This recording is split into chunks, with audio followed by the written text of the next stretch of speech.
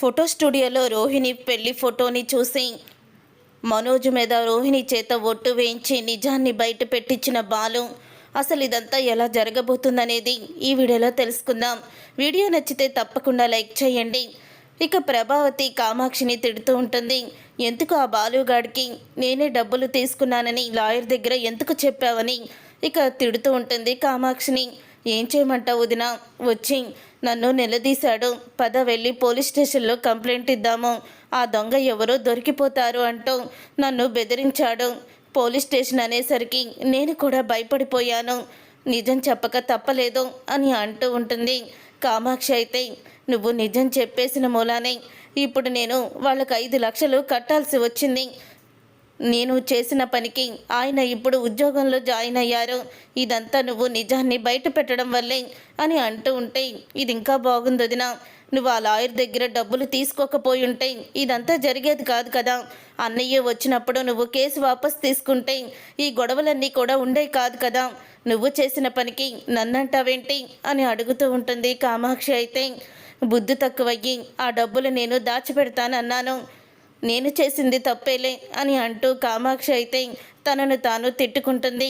అయినా చేసిన సహాయం గుర్తుండదు కానీ నువ్వు చేసిన తప్పు మాత్రం బాగా గుర్తుపెట్టుకుంటావు నువ్వు అని అంటూ ఉంటుంది. అప్పుడే ఇక ప్రభావతి అయితే అది కాదు కామాక్షి, నువ్వు నిజం చెప్పడం వల్ల ఈరోజు ఎంత పెద్ద గొడవైందో నువ్వు కూడా చూసావు కదా అని అంటూ ఉంటే మరేం చేయమంటావు వదిన, తప్పలేదు. ఆ తర్వాత నువ్వు డబ్బులు దొరికాయని 2 లక్షలు తీసుకొచ్చావు కాబట్టి సరిపోయింది, లేకపోతే మొత్తం 5 లక్షలు ఎక్కడి నుంచి తీసుకురావాల్సి వచ్చేదో, అందుకే 3 లక్షలే కట్టాల్సి వస్తుంది ఆడికి అని అంటూ ఉంటుంది ప్రభావతి.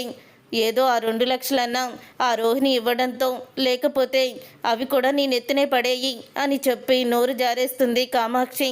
అది విని ఒక్కసారే ప్రభావతి షాక్ అయిపోతూ రోహిణి ఆ డబ్బులు ఇవ్వడం ఏంటి అని అడుగుతూ ఉంటే అవును వదిన, రోహిణియే ఆ డబ్బులు తీసుకొచ్చి ఇచ్చింది. ఆ 2 లక్షలు మీరు ఎక్కడో పెట్టేసినట్టు చెప్పండి, లేకపోతే ఇంట్లో గొడవలు చూడలేకపోతున్నాము అని ఆ 2 లక్షలు కూడా తను తీసుకొచ్చి నా చేతిలో పెట్టింది అని అనగానే ఒక్కసారే ప్రభావతి షాక్ అయిపోతూ ఉంటుంది. అసలు 2 లక్షలు తీసుకొచ్చి నీకు ఇవ్వాల్సిన అవసరం రోహిణికి ఏంటి, అదేదో నాకే తీసుకొచ్చి ఇచ్చి ఈ 2 లక్షలు ఇచ్చేయండి అత్తయ్య అని అనొచ్చు కదా అని అంటూ ఉంటుంది.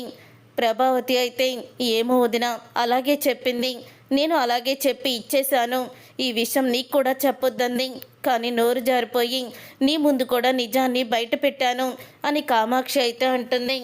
అప్పుడు ఇక ప్రభావతి ఆ రోజు జరిగినవన్నీ కూడా గుర్తు చేసుకుంటూ ఉంటుంది. ఆ రోజు మీనా కన్నా ముందు రోహిణి వచ్చింది, రోహిణితో పాటు తన స్నేహితురాలు కూడా వచ్చింది అని అనుకుంటూ ఉంటుంది. అప్పుడే అవును, రోహిణికి వంటగదిలో ఉన్న డబ్బుల గురించి ఏమన్నా తెలుసా అని అడుగుతూ ఉంటుంది ప్రభావతి కామాక్షిని. అప్పుడే కామాక్షి అయితే తెలుసొదినా, తన కళ్ళారా చూసింది కదా అని అంటూ ఉంటుంది కామాక్షి. తన కళ్ళారా చూసిందా, ఎప్పుడు కామాక్షి, అదేంటి తన ఫ్రెండ్ని తీసుకొని అప్పుడే కదా వచ్చింది తను అని అంటూ ఉంటే లేదొదినా, పొద్దున్నే వచ్చింది. ఏంటి ఇలా వచ్చావంటే ఇక్కడ ఒక క్లయింట్కి నేను బ్యూటీషియన్గా వచ్చాను మేకప్ చేయడానికి, ఎలాగో మీ ఇంటికి అడే కదా అని ఇలా మిమ్మల్ని కూడా చూసి వెళ్దామని వచ్చి నాకు మసాజ్ చేస్తానని మసాజ్ చేసి ఆ తర్వాత నీ గురించి కూపి లాగింది, నేనైతే నిజం చెప్పేశాను అని అంటూ ఉంటుంది. అంటే రోహిణికి నేను ఆ డబ్బులు ముందే లాయర్ దగ్గర తీసుకున్నట్టు తెలుసనమాట అని అంటూ ఉంటుంది ప్రభావతి. తెలుసొదినా అని అంటూ కామాక్షి అయితే చెప్తుంది. అప్పుడు ఇక ప్రభావతి అయితే ఇక రోహిణి దగ్గరికి అయితే వెళ్తుంది. ఇక గదిలో కూర్చొని ఉన్న రోహిణి దగ్గరికి వెళ్ళి ఇక తలుపులు వేసి కామాక్షికి 2 లక్షలు ఎందుకు ఇచ్చావని అడుగుతూ ఉంటుంది. అప్పుడు ఇక రోహిణి అయితే అది అత్తయ్య అది అని అంటూ ఉంటే నువ్వు తడబడుతూ సమాధానం కాదు, ముందు నువ్వు డైరెక్ట్గా సమాధానం చెప్పు, ఏం జరిగింది అని అడుగుతూ ఉంటుంది ప్రభావతి. అప్పుడే ఎందుకు నువ్వు ఆ 2 లక్షలు కామాక్షికి ఇచ్చి నాకు ఇవ్వమని చెప్పావు, అంటే వంటగదిలో ఉన్న ఆ 2 లక్షలు నువ్వే కొట్టేశావన్నమాట అని అడుగుతూ ఉంటుంది ప్రభావతి. ఒక్కసారి రోహిణి షాక్ అయిపోతూ ఉంటుంది. నీకు తెలుసు ఆ 2 లక్షలు వంటగదిలోనే ఉన్నాయని, నీకు బాగా తెలుసు, ఈ విషయం నాకు కామాక్షి చెప్పింది, ఉదయమే వాళ్ళ ఇంటికి వెళ్ళి నా గురించి కూపీ లాగావని కూడా చెప్పింది, ఎందుకు ఇదంతా చేస్తున్నావు, నా గురించి అడగాల్సిన అవసరం నీకేంటి అని అడుగుతూ ఉంటే, అంటే ఏ కారణం లేకుండా మీరు కేసు వాపస్ తీసుకోరు కదా, ఎందుకు కేసు వాపస్ తీసుకున్నారని నాకు అనుమానం వచ్చింది, అందుకే అడిగాను అత్తయ్య అని అంటూ ఉంటుంది. నిజం చెప్పు, ఆ 2 లక్షలు నువ్వే కదా తీసావు అని అడుగుతూ ఉంటే, అది అత్తయ్య అని తడబడిపోతూ ఉంటుంది. చెప్తావా, అందరు ముందుకి తీసుకువెళ్ళమంటావా అని అడుగుతూ ఉంటుంది ప్రభావతి. వద్దత్తయ్య, చెప్తాను. ఆ 2 లక్షలు కొట్టేసింది ఎవరో కాదు, నా ఫ్రెండు విద్యానే అని అంటూ నిజాన్ని బయట పెడుతుంది. ఏదో మాట వరుసకి మీరు కేసు ఇలా వాపస్ తీసుకొని డబ్బులు తీసుకున్నారని, అవి వంటగదిలో పెట్టిందని కామాక్షి ఆంటీ ఇవన్నీ కూడా దాంతో చెప్పాను. మరి ఏమనుకుందో, అప్పటికప్పుడు ఇలా మీ అత్తగారు డ్యాన్స్ చేయలేదని నాతో పందెం కట్టింది. నేను మామూలుగా పందెం కట్టిందేమో అనుకున్నాను, కానీ ఆ తర్వాత అప్పుడు మీ దగ్గరికి తీసుకువచ్చింది కదా, అప్పుడే తను ఆ డబ్బులు కొట్టేసింది. నేను గట్టిగా అడిగేసరికి మా అమ్మకి ఏదో ఆపరేషన్ చేయించాలి, అందుకని ఆ డబ్బులు తీసుకోవాల్సి వచ్చింది అంటూ నా దగ్గర చెప్పింది అని అంటూ ఉంటుంది రోహిణి. అయితే ఇక రోహిణి మాటలకి అప్పుడే ప్రభావతి షాక్ అయిపోతూ, అంటే అందరి ముందు కూడా నన్ను తలదించుకునేలా చేసింది నీ ఫ్రెండ్ అనమాట, ఆ విద్యని వదిలిపెట్టను అని అంటూ కోపంతో రగిలిపోతూ ఉంటుంది ప్రభావతి. అత్తయ్య, ఇప్పుడు మీరు కానీ ఇప్పుడు గొడవ చేశారంటే ఆ బాలు నన్ను మామూలుగా ఆడుకోవడం అయిపోయింది, ఏదో అయిపోయింది. తను 2 లక్షలు ఇచ్చేసింది, ఏదో వాళ్ళ అమ్మ ఆరోగ్యం బాగోలేదని డబ్బులు తీశానని నా దగ్గర ఏడ్చింది. ఈసారికి వదిలేండి అత్తయ్య అని అంటూ ఉంటుంది. ఇప్పుడు బాలు అయితే పెద్ద రచ్చ చేస్తాడు, పెద్ద గొడవ చేస్తాడు, మళ్ళీ ప్రశాంతంగా ఉన్న ఇంటిని రణరంగం చేసుకోకండి అని అంటూ ఉంటుంది రోహిణి. అయితే చూడు, నువ్వు ఇంత పెద్ద విషయాన్ని నా దగ్గర దాచిపెట్టావంటే అస్సలు కూడా నాకు నమ్మబుద్ధి కావడం లేదు. ఈ ఒక్కసారికి మాత్రమే నేను తనని వదిలేస్తున్నాను. ఇంకోసారి ఇలాంటివి ఏమన్నా జరిగాయంటే మాత్రం నా విశ్వరూపం ఏంటో చూపిస్తాను అని అంటూ ఉంటుంది ప్రభావతి. అయితే అప్పుడు ఇక రోహిణి ఊపిరి పీల్చుకుంటుంది. ఒక్క క్షణం గుండాగిపోయినంత పని అయ్యింది.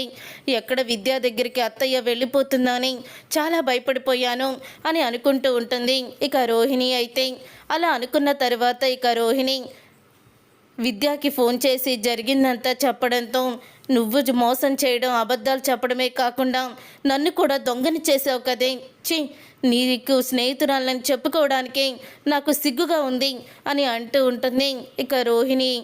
చెప్తూ ఉంటుంది విద్య. అయితే రోహిణితో తర్వాత ఇక మీనాకి వాళ్ళ అమ్మ ఫోన్ చేస్తుంది.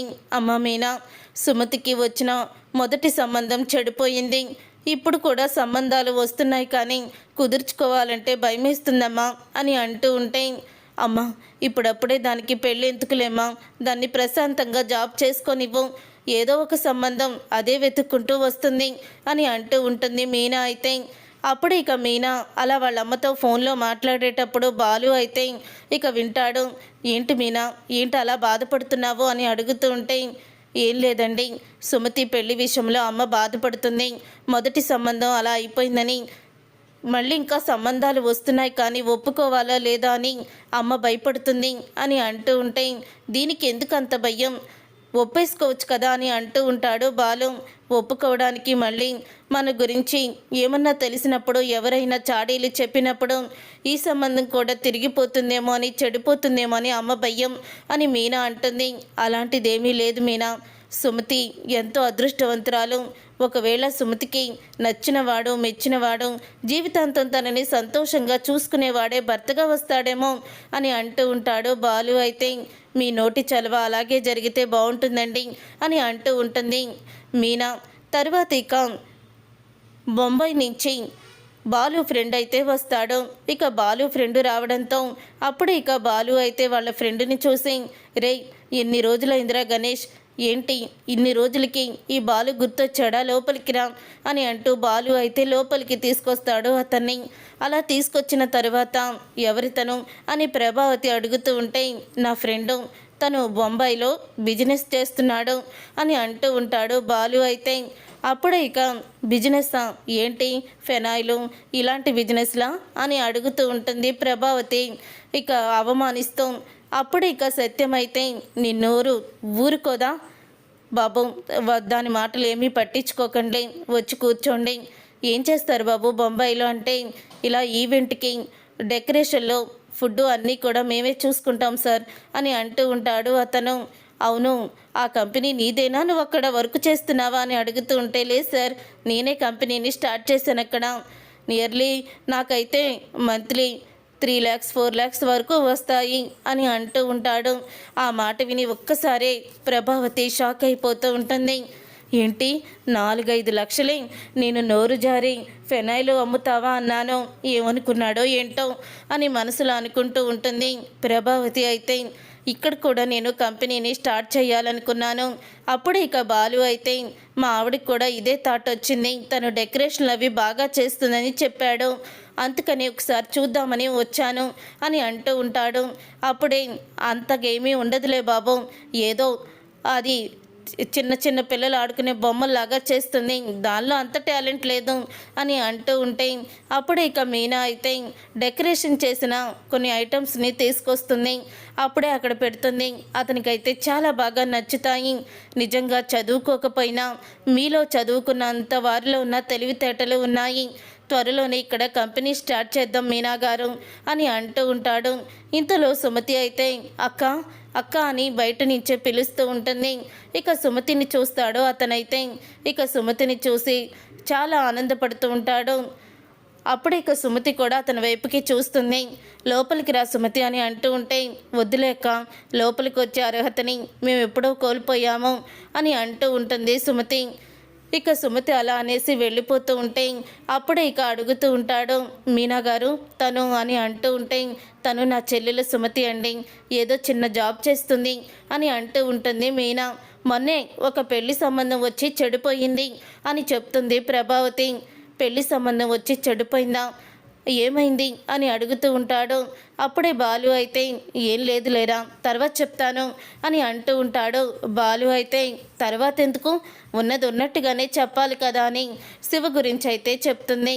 అప్పుడే ఇక బాలు అయితే అవునరా, ఇదంతా జరిగింది శివ మీద కేసుని వాపస్ తీసుకోవడానికి మా నాన్నకు చెప్పినా కూడా వినకుండా మా అమ్మ 3 లక్షల లంచం కూడా తీసుకుంది అని ఆ విషయాన్ని బయట పెడతాడు. మరి శివ గురించి నువ్వన్నీ చెప్పినప్పుడు నీ గురించి కొద్దిగా అన్నా చెప్పాలి కదమ్మా అని అంటూ ఉంటాడు బాలు అయితే. అప్పుడు ఇక బాలుతో పక్కకి పిలిచి నిన్ను ఒకటి అడగాలరా, ఏమీ అనుకో కదా అని అంటూ ఉంటే, ఏమీ అనుకోనరా చెప్పు అని అంటూ ఉంటాడు బాలు. ఏం లేదురా, మీ మరదలు సుమతిని నేను పెళ్లి చేసుకోవాలని అనుకుంటున్నాను.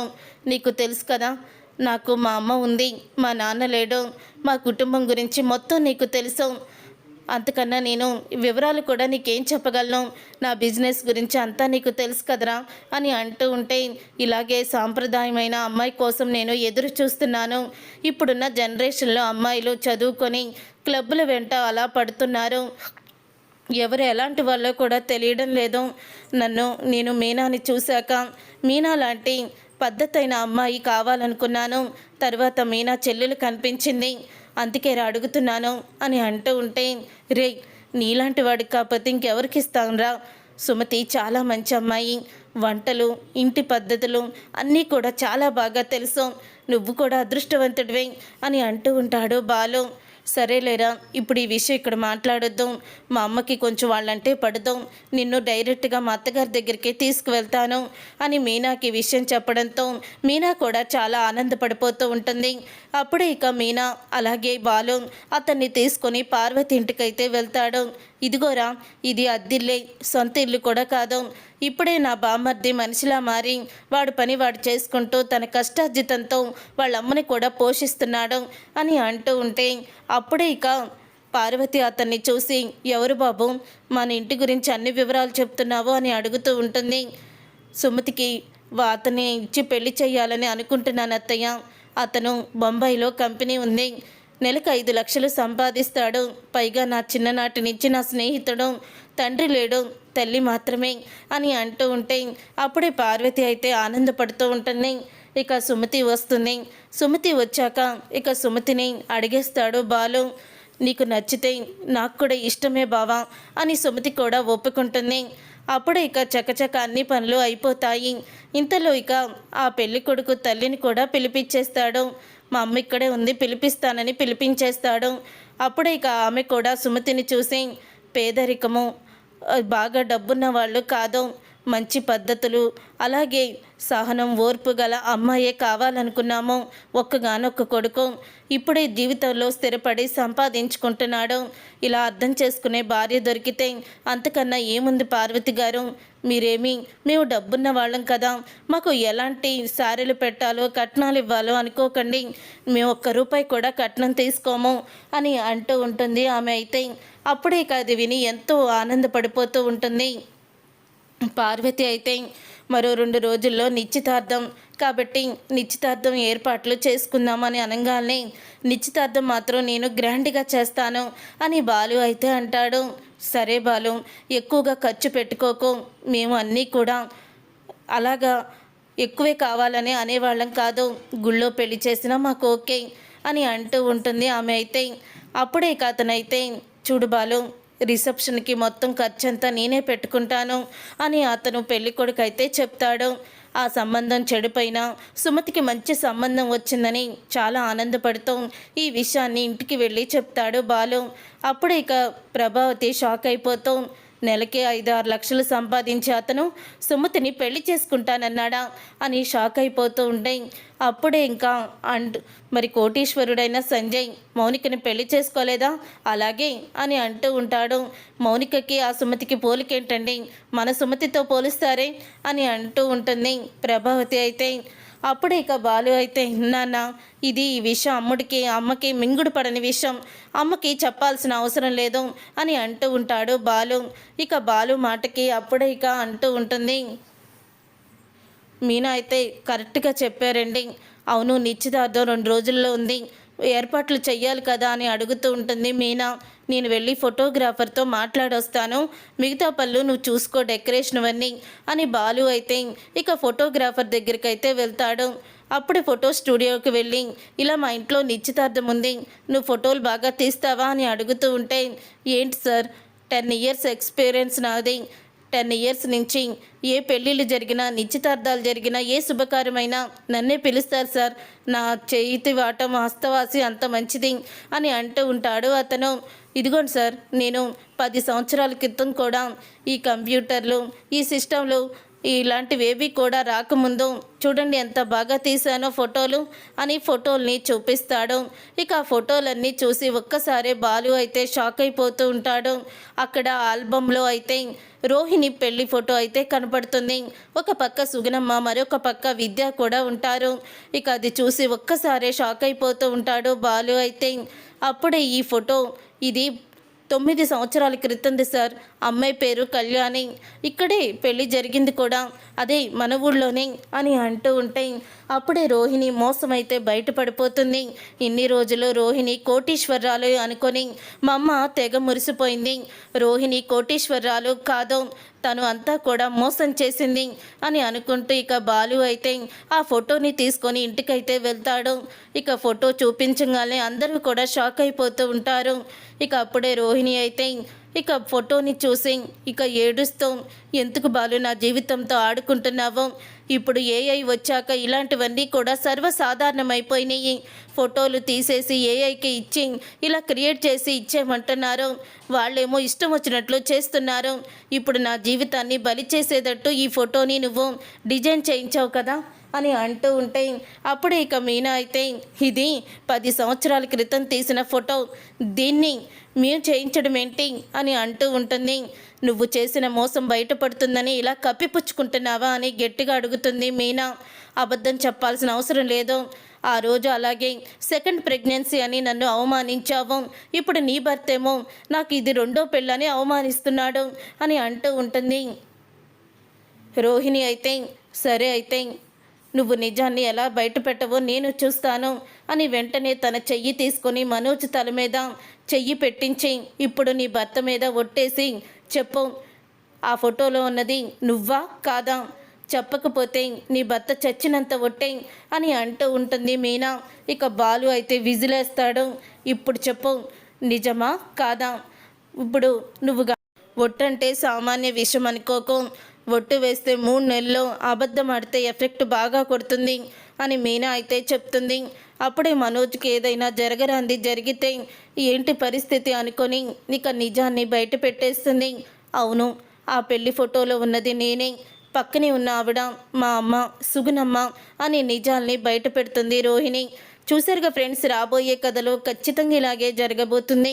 మరి ఇలాగే జరగాలని మీరు కోరుకుంటే తప్పకుండా వీడియోని లైక్ చేయండి. మీరు చేసే ఒక్క లైక్ మాకు ఎంతో మోటివేషన్ ఇస్తుంది.